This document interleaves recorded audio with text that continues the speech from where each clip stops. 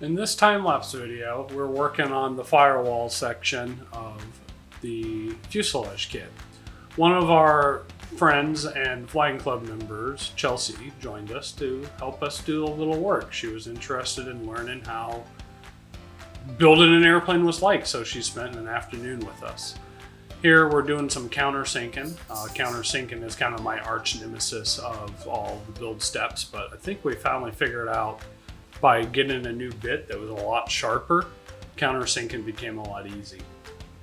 As we started the firewall section, you'll see Melissa poking in and out every once in a while, but she spent most of this build session building our new toolbox that we got from Harbor Freight, because we're building an airplane. Of course we need another toolbox. So this is just a lot of prep work, just making sure the countersinks, the number 30s and number 40s are all set. We found by turning down the air pressure a little bit and slowing the drill down, making sure there's no resistance underneath, we get nice clean countersink holes every single time. Now you can see a little bit of Melissa's toolbox being assembled off to the right. So here Chelsea and I are trying to figure out how the instructions work, and we're going to start setting our first rivets. This is where Chelsea actually sets her very first rivet ever in her life.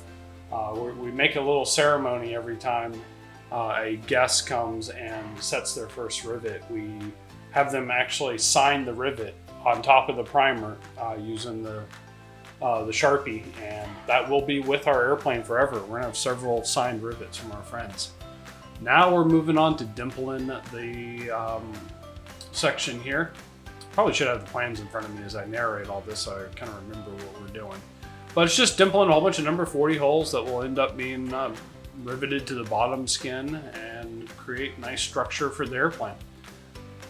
At this point, I think we're going to work setting nut plates. Nut plates is, I'm still really amazed by how many nut plates we're going to end up setting on this airplane. They're all over the place, and we've got a huge bag of nut plates. As you can tell, we're kind of alternating between using the pneumatic squeezer and the hand squeezer.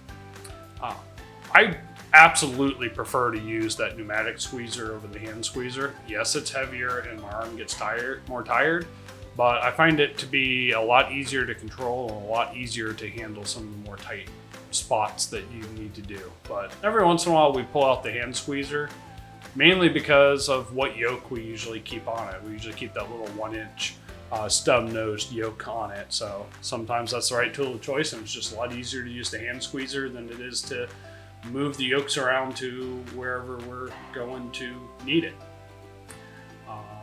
Now we're getting other parts, a little bracket that's going to have yet another nut plate on it, cleat-coat into place, and then we're going to rivet it into place.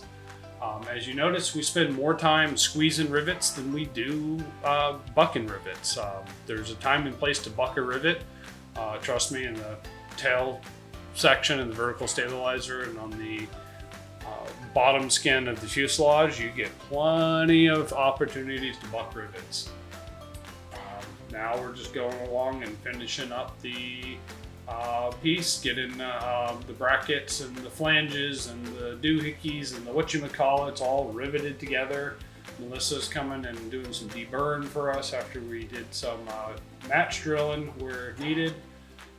Now we're getting a nice powder coated piece which will help hold I think the nose gear in place, riveted into place.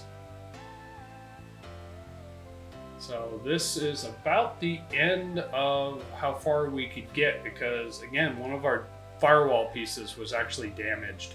So we can only do about half of this until we get our replacement piece in, from Vans, and we can continue in the firewall.